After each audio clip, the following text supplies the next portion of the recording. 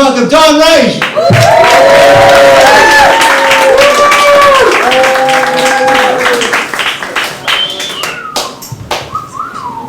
Whoa. What? Oh my God, there's so many people. I know this. It's an honor. Thank you guys for coming out here. And for the people who don't know me, who knows me?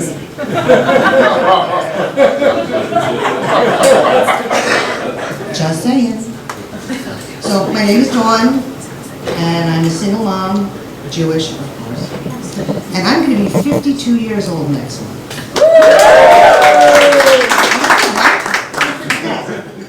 So I've been coming to terms with my age lately, especially when my son, who's going to be 10, walks up to me the other day and says, "Mommy, your butt is squishy." I'm like, "No, you are not allowed to say that to your mother. The appropriate response is, you look good for your age." So we got that great. So the hardest thing about doing this is trying to come up with something to talk about. It's always the same shit over and over and over again. So I wanted to do something different, do something for me. I was going to talk about my life, my sex life. No, I don't have one. So I will talk about the lack of my sex life. So I'm at the point now where I actually enjoy going to Fire Island Pines. Apparently it's called the Fire Island Pines, right David? If you're a high-end gay guy, it's the Fire Island Pines. So if you don't know, Fire Island Pines is the gay section of Fire Island, where there's literally 10,000, maybe more, gay men, which gives the expression "water, water everywhere and not a drop to drink" a whole new meaning. So I love going out there because I don't have to do anything. Nobody's gonna be looking at me anyway. I don't have to pluck or primp or pull or wax or groom or shave or do. What's the other ones we came up with? We had a whole bunch of. What is it? Landscaping. That's it, landscaping, because manscaping apparently for men and landscaping for women. So I don't have to do any of that shit when I go out to Fire Island, because who gives a shit? So I go out there one weekend and my fabulous best friends, David and Jordan, decide they want to introduce me to the only straight, good-looking bartender in the Fire Island Pines. So I was like, you couldn't tell me this before I got here so I could prepare a little bit? They're like, no, you have to meet him. We told them all about you when we're done. It's going to be amazing. So I sort of have an issue because I didn't do the whole landscaping, lawn mowing, grooming, whatever you want to call it. That's my first issue.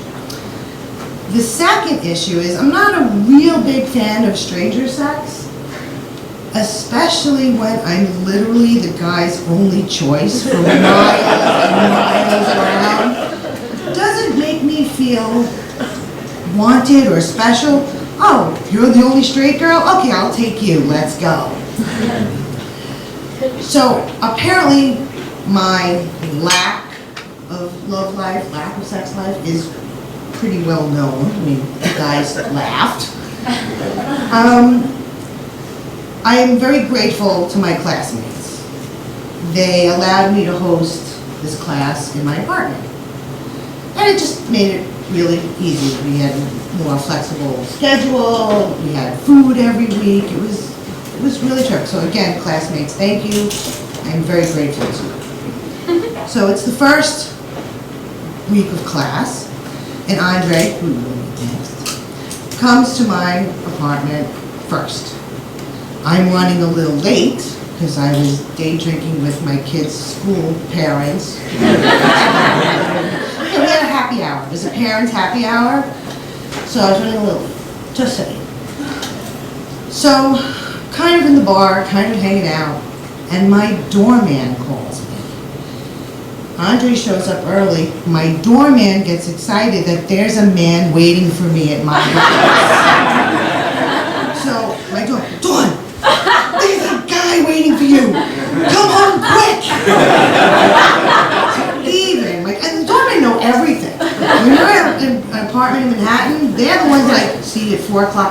leaving, who's coming, who's going, what food everybody's eating. Dawne, and they don't keep secrets. They tell everything. So I come home, I saunter on home, and Andre's there, and he's like, "Can I use your bathroom? I need to change." And I'm like, "Oh, got a guy getting naked in my apartment." Score! I was all happy. So Andre and I have this thing. Like, he would come a little early, he would change in my bathroom, we would, hang out, and we would study, and I'm like thinking it's like a whole thing in my head. I'm like blowing this way out of my head.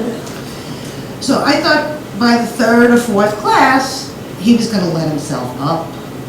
I would come home, he would have taken a shower, he would have dinner for me and the classmates waiting for us on the table. I blew this relationship way out of proportion. Way. So one week, he leaves his suit bag in my apartment. I think he did it on purpose. Just saying. Again, in my head, this was like a great thing. So I hang it up, because I'm nice that way. I wasn't going to roll it in a ball on the floor. So I hang it up, and I just happened to have a date come over that weekend. Yes, Mom, it was a date. And this is a friend of mine who insists that we're just friends, and there's no commitment, and we're not dating. This is going on for 4 years now. We're just friends. Dumbbell, yes, okay. So he comes up, and he sees the suit bag hanging up on the door, and he started to get visibly irked, jealous. I don't know. So it took him a while, and he finally was like, "Okay, what's with the suit?" I didn't say a word. I let his imagination go. So thank you, Andre. I owe you one.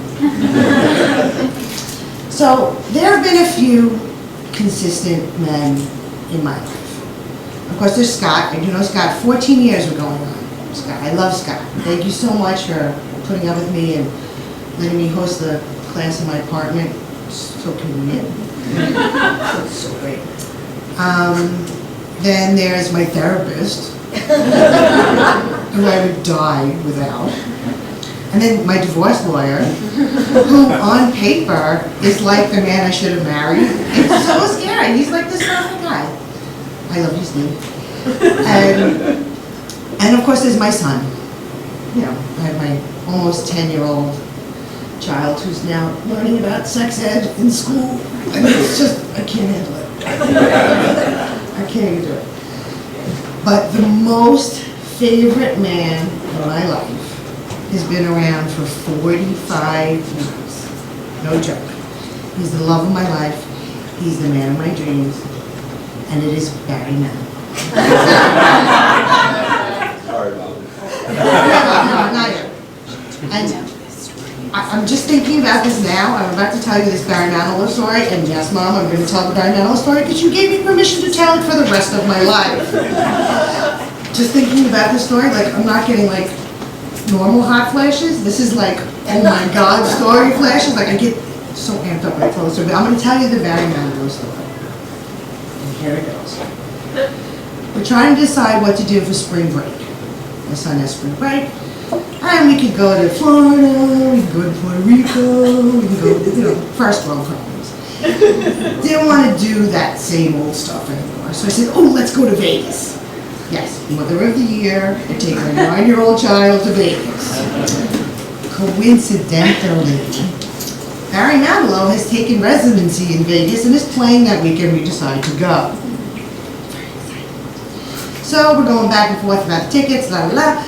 My mother said, I would like to see Barry Manilow front row before he dies. So I get I can't breathe. I get so excited about this. Oh my God. Alright, so we get these front row tickets. And I'm talking front row motherfucking center. We were right there, like from here to here. Like, I see them, right there. So I bring my mother and I bring my son, and it was not his first show, by the way, just saying. So we go to see Barry Manilow. And he's getting ready to do his show, and my mother and Eddie are breaking my balls. Did he die? Is he coming on yet? What are we waiting for? They're being And I'm like out of my skin, like, So Barry comes out, and he sort of runs across the stage, like shaking people's hands. He doesn't actually run, because he's like 75, and he's had like a hip replacement, so. So I just across stage, and Eddie, sticks his hand out, and Barry just blows him off. And my poor baby, he looked so sad. And I was like, well, honey, this is normal. Everybody always wants to be that it person, that special person that gets picked or acknowledged. So secretly in my head, I'm hoping it's me. But I really want my son to get acknowledged. So I'm like, don't worry, honey, let's have a good time. So my mother sings. So he starts singing. I start crying, because that's what you do. And my son and I are singing and dancing, because yes, my son knows every word to every Barry Manilow song, because he's the best kid ever. So he comes out and he does a song, it's a fast song, like it's a miracle, and he comes up center stage, and he looks at my son and he went, don't look. And he does this on stage, which is hard for a 75-year-old guy with a hip replacement. So Eddie's like, oh my God, he acknowledged me. I'm like, oh my God, he acknowledged my kid. My mother's sitting going, oh my God. So I was kind of like, this was like the best show. What can happen next? So then he comes out and he does Weekend in New England. And there's a part in the song where he says, when can I touch you? And I, in a louder than speaking voice, say, right now. But when you're this fucking close to somebody, they hear you. So he's kind of stopped playing for a second, he started to smile, and I'm like, yes, I got Barry Manilow. And then he's like, buddy, he acknowledged you. And I'm like, oh my God, he acknowledged me. And my mother's going, oh my God. So we're just having like the best time of our lives. So then his last song is, of course, Copacabana. And I know every single one of you who mock Barry Manilow know this song, Copacabana, so don't even go there. So he comes out to do Copacabana, and he goes back up to the heavens where he belongs in this, like, scaffold thing that he does. And his backup singer came to center stage. And on the microphone, he sees my kid, he goes, oh my God, he's so cute. Not, oh my God, he's so cute, but on the microphone. So the whole place heard him say, oh my God, he's so cute. So Eddie's going, oh my God, he acknowledged me. I'm like, oh my God, he acknowledged my kid. And my mother's going, oh my God. So the show is going, he goes, this is all true. This is every word of this happened. I can tell you this 1,000 times, it'll be the same every time. So he goes to leave the stage, and as the curtain's coming down, Eddie and I are going, no, come back, one more song, and he's waving to us, and as the curtain's going down, he's waving to us, and I'm like, oh my God, so he comes back out, and runs across the stage again, but comes right to Eddie, my son, and bends down, again, hard for a 75-year-old guy, bends down and sticks his hand out to shake my kid's hand. So Eddie looks up at me and I'm like, shake his hand, asshole! So Eddie shakes his hand, and my kid is like, oh, come on. Not Swift, my kid. So he leaves. I'm having like the 5th heart attack of the night. And I said, I'm gonna go over to the security guard, and I said, look, can you get a message to Mr. Mao? Mr. Mao. Tell him thank you for the best show I ever had. He said, well, go over there to the side door, and there's another guy over there that you can talk to and give him the message. So Eddie and I walk on over, and some guy comes up to me and goes, hi, I'm Gary. I'm Barry's manager. And I'm also his husband, if you didn't know. He said, Barry and I would like to invite you backstage. And I went, see, appropriate response. So I said something like, get the fuck out of here, or something like, I was not in the right frame of mind. So he's like, no, really, we enjoyed watching you and your son so much, we'd like to invite you backstage. I'm like, okay. He says, is it just the two of you? And I was like, No, my mother's over there, but she can stay there. You don't have to get her, because I didn't want to jeopardize this whole going backstage. No, leave her there. It's fine. She'll wait for us. But the real reason is because I didn't want her to go backstage, because they would think she was the family, because she's more age appropriate than I am. And I didn't want her getting all the credit for doing all this stuff. So he's like, who's this? This is my son Eddie. Who's Eddie? Go get your grandma. So Eddie walks over, and I'm like, Eddie, run! So he goes and runs and gets my mother, brings her back over here. I'm like, Gary, this is my mother, Alana. Nice to meet you. Now he's my best friend, Gary. So he takes us backstage. He introduces us to Kirsten, the personal assistant, also Gary's daughter. Yes, I know all this stuff because we're all like best friends right now. So she's like, don't worry, you don't have a pass, but we're not going to confuse you with any other 9-year-old kid. You're like the only one. Okay. So we go backstage, and I'm talking to Gary, just like my best friend. We're hanging out, everything, you know. My mother's talking to him, and we meet some musicians, and I'm talking to Kirsten, and da-da-da. So Kirsten says, okay, when Barry comes in, show him you love him. Make noise, clap, whatever you need to do. I'm like, I got this. So Eddie grabs my hand, and he's like, Mommy, why are you shaking? I'm like, you have no idea. I'm like, Mom, don't say anything. Eddie, don't touch anything. Just stand here. So Barry walks in, and there's a bunch of people in this green room backstage with him, a bunch of people. So he comes in, everybody's like, yay, we love you. I'm like this.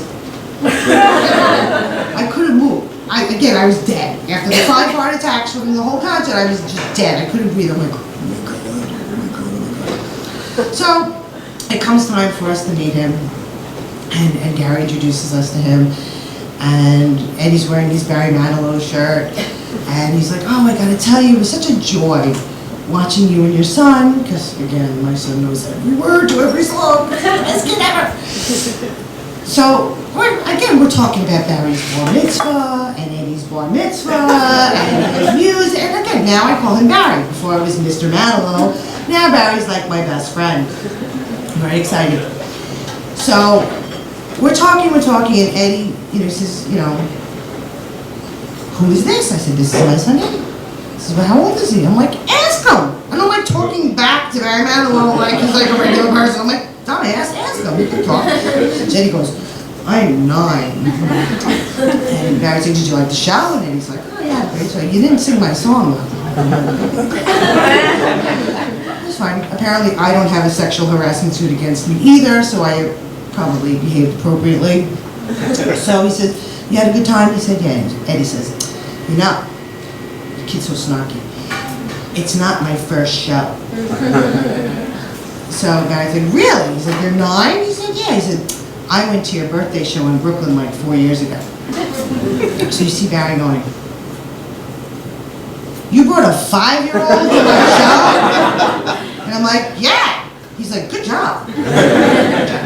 So now it comes time to take this professional picture.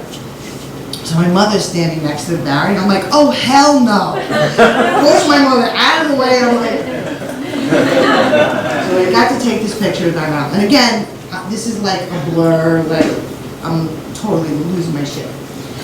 So we finally get out of here, and Bob's been waiting for us this whole time, and I hear my mother on the phone going, Bob, do not ruin this for her. We're late for a reason. It was 10 o'clock at night, Vegas time. It was 1 o'clock in the morning, New York time. I had no one to call. Everybody was sleeping. So I called my sister, because she doesn't sleep. She's a vampire.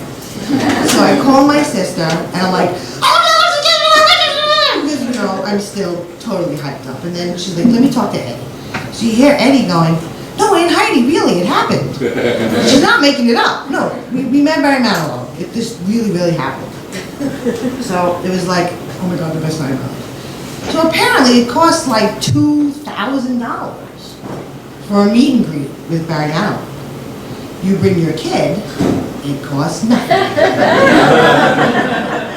So my son is rentable for parties and personal appearances and whatever. Whenever you need somebody to, have attention here. So this was like 6 weeks ago. So he meets Eddie, and like 3 weeks later, he announces he's going to do 3 weeks of shows in New York City. Do you think it's a coincidence that he met my son, and then 3 weeks later, he's announcing tour dates in New York? And yes, Eddie's going. I'm going twice. Eddie's going once. And again, front row, motherfucking center seats. So people are big with technology. Everybody has all their memories and all their pictures and all their everything keepsakes on their phone and their computer. So I'm very old school. This is how I like to take my memories with me.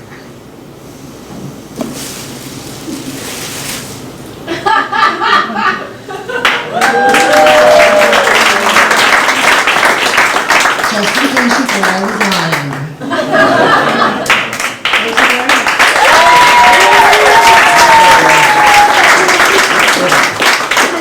Hey, we're done, right?